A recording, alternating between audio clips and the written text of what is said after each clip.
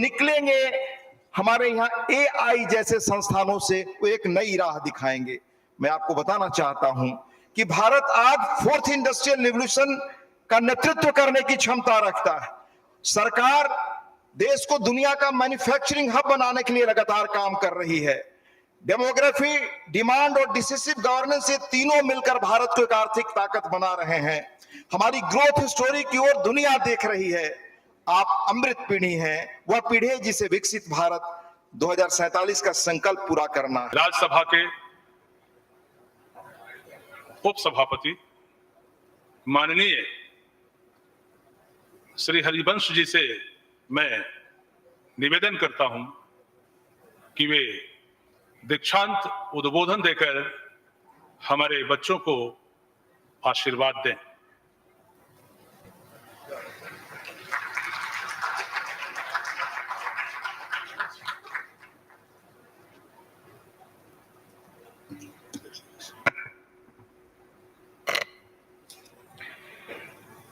बिहार के महामहिम राज्यपाल सह कुलाधिपति आदरणीय मोहम्मद आरिफ मोहम्मद खान जी, मगध विश्वविद्यालय के कुलपति प्रोफेसर SP शाही जी, मगध विश्वविद्यालय के प्रति कुलपति डॉक्टर BRK सिन्हा जी, मगध विश्वविद्यालय के कुल सचिव डॉक्टर विनोद कुमार मंगलम जी, राज्यपाल के प्रधान सचिव रॉबर्ट L चुंगथू जी, विधान परिषद के चेयरमैन आदरणीय अवधेश बाबू, विधान पार्षद रहे मेरे मित्र भाई वीरेंद्र यादव जी, विश्वविद्यालय के डिस्टिंग्विश्ड फैकल्टी मेंबर्स, यहाँ कार्यरत सभी मित्रगण, प्यारे भारत और बिहार के भविष्य, प्यारे विद्यार्थियों, देवियों और सज्जनों, सबसे पहले बोध गया की पावन धरती पर आपके बीच होना गौरव की बात है। मेरा आपको नमस्कार।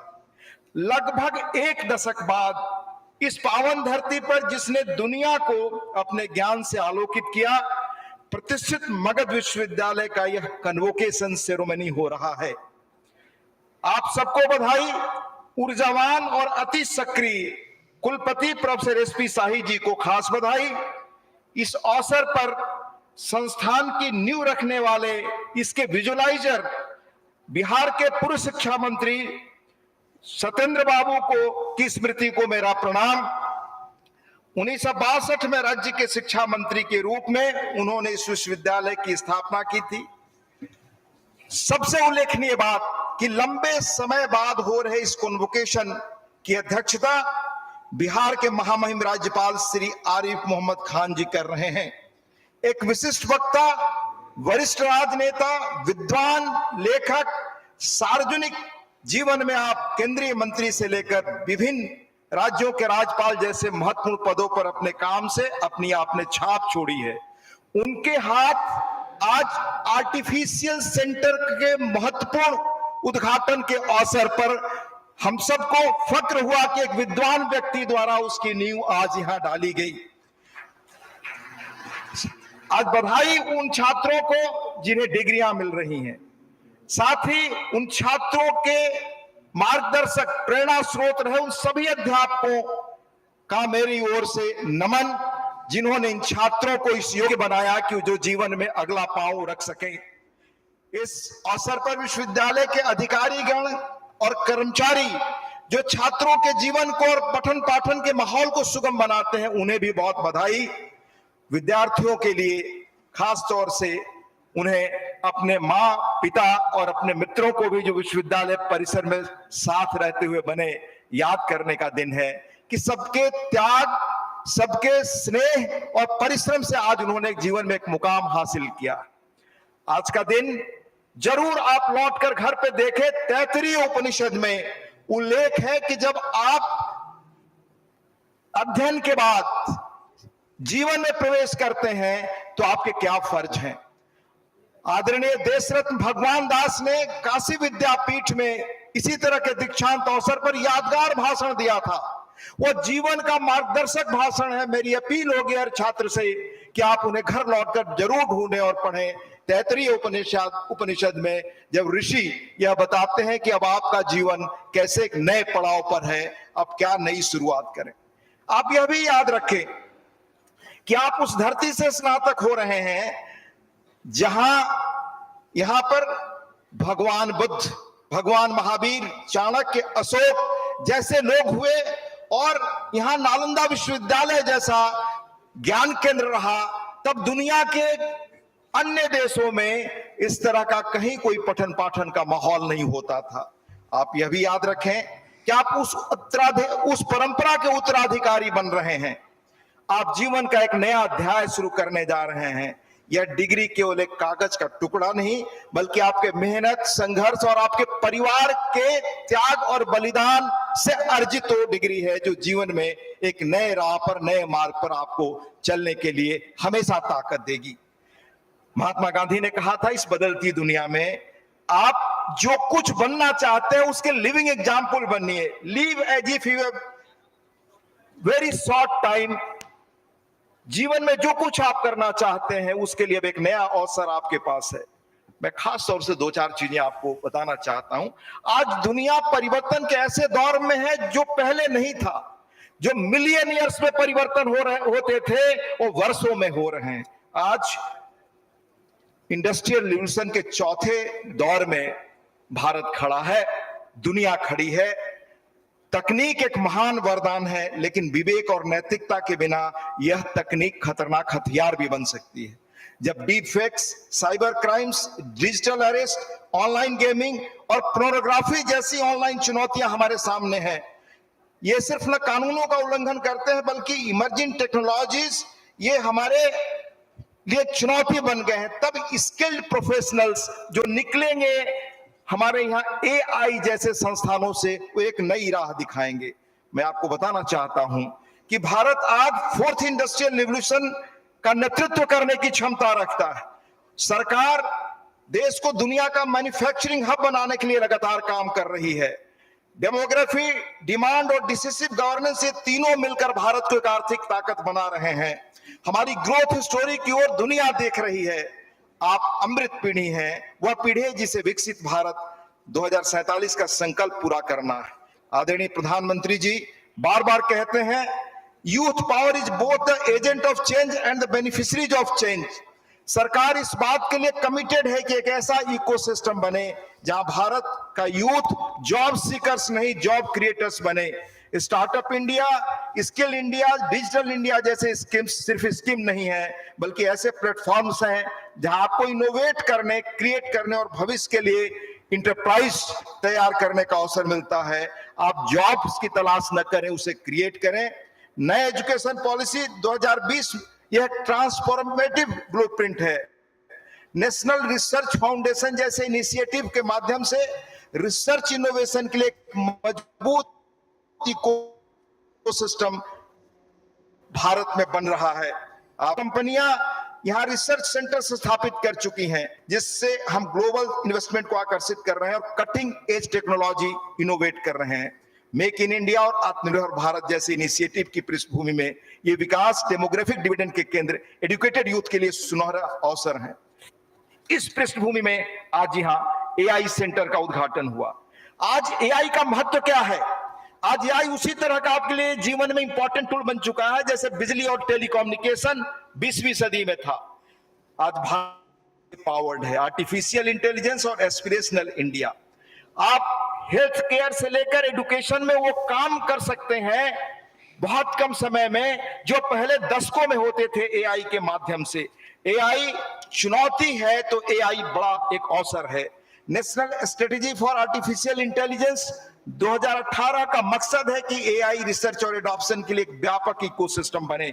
Making AI in India and making AI work for India के विजन से प्रेरित इंडिया एआई मिशन 10,000 करोड़ से अधिक के बजट के साथ कंप्यूटिंग इंफ्रास्ट्रक्चर स्थापित करने, फाउंडेशनल मॉडल्स विकसित करने, रिसर्च और डेवलपमेंट को बढ़ावा देने और एआई स्टार्टअप को नर्चर करने के माध्यम से एक एआई इकोसिस्टम बनाने का लक्ष्य रखता है। उसे बिहार वंचित न रहे, इसलिए इस एआई सेंटर की यहां आज स्थापना की शुरुआत हुई।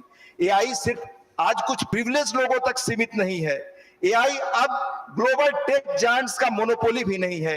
एआई का लाभ भारत के हर जिले और हर भाषा तक पहुंचाने का प्रयास सरकार कर रही है। माननीय प्रधानमंत्री श्री नरेंद्र मोदी जी के नेतृत्व में भारत सरकार फॉरवर्ड लुकिंग पॉलिसीज के माध्यम से छात्रों, स्टार्टअप्स और इनोवेटर्स को वर्ल्ड क्लास एआई इंफ्रास्ट्रक्चर उपलब्ध कराकर एक लेवल प्लेइंग फील्ड तैयार कर रहा है। भारत के centres of excellence, skilling hubs और इंडिजिनियस एआई मॉडल्स इस आउटरीच को सुनिश्चित कर रहे हैं। माननीय प्रधानमंत्री जी के शब्दों में, for India AI stands for all inclusive. मैं बताना चाहता हूं आपसे अंत में 2-3 चीजें और कि आज इस एआई में क्या संभावना। आज का दिन मगध विश्वविद्यालय के इतिहास का एक स्वर्णिम अध्याय है।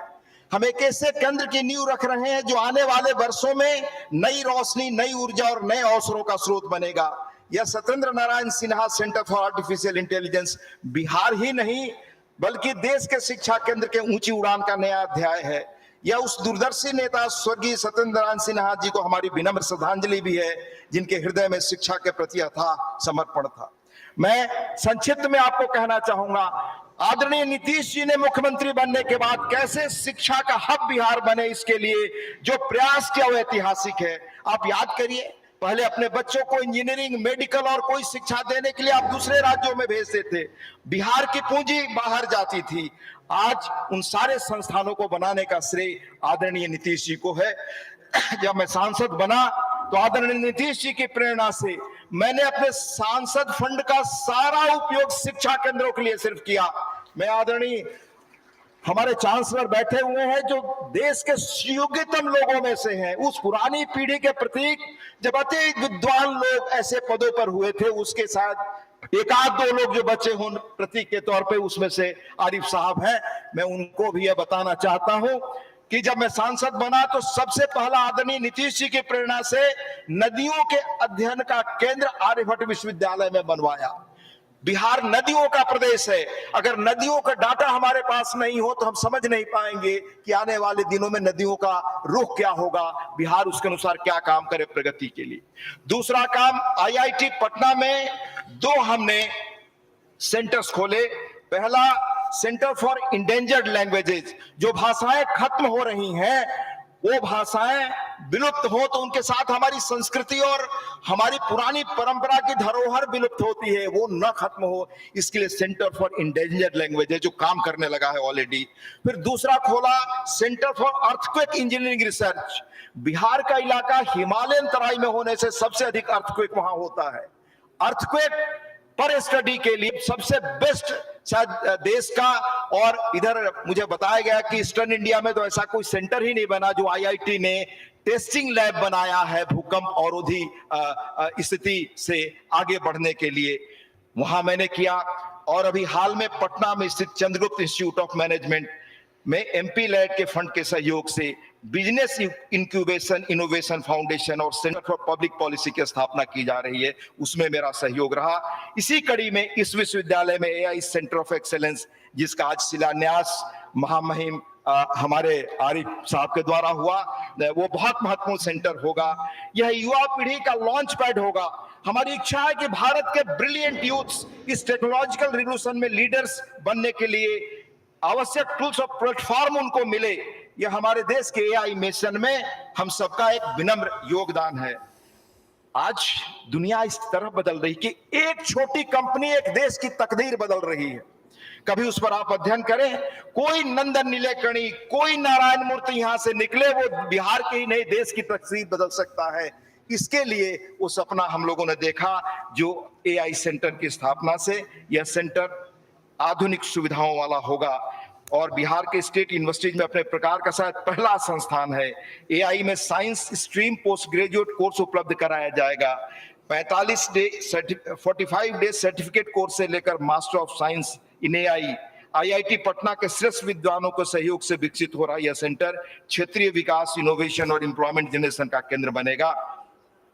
इस केंद्र द्वारा एआई संबंधित नए क्षेत्रों में एक स्टार्टअप और एम्प्लॉयमेंट जनरेशन बढ़ेगा। यहां से भविष्य के data analytics, AI engineer, cyber security experts, robotics technician आदि तैयार होंगे। आने वाले समय में सबसे अधिक नौकरियां इसी क्षेत्र से आने वाली है। बिहार आज विकास के निर्णायक मोड़ पर है। उसमें इसका बहुत बड़ा योगदान होगा। सरकारी योजनाओं, एग्रीकल्चर, सड़क व स्वास्थ्य प्रबंधन, शिक्षा, disaster management, crime analysis, supply chain, transparency in public distribution जैसे क्षेत्रों में एआई का बहुत बड़ा योगदान होगा। आने वाले दिनों में हमारी डिजिटल इकोनॉमी में 35 तक 1.7 ट्रिलियन का योगदान सिर्फ इससे होने वाला है, एआई से। यही संपत्ति हमारे आधुनिक इंफ्रास्ट्रक्चर का निर्माण करेगी, पायनियरिंग रिसर्च को शक्ति देगी, नेशनल सिक्योरिटी को मजबूत करेगी और हर भारतीय को ऊपर उठाएगी। यही वह इंजन है जो विकसित भारत @2047 के हमारे राष्ट्रीय संकल्प को आगे बढ़ाएगी। मुझे उम्मीद है कि आप इसका लाभ उठाएंगे। आज भारत एआई टैलेंट का एक तरह से हब बनता जा रहा है। हमारा एक्सपर्ट्स का आकलन है कि 26 तक इंडिया को 1 मिलियन यानी 10 लाख एआई प्रोफेशनल्स की जरूरत होगी। पुरानी नौकरियां अपने स्वरूप में खत्म होंगी, नई नौकरियां उससे कई गुना अधिक आएंगी। एआई में आज भारत दुनिया के टैलेंट का नेतृत्व कर रहा है, पर बिहार उसमें और आगे आए, राह दिखाए दुनिया को। इसी सपने के साथ हम लोगों ने इसका आज यहाँ इसकी नींव रखी।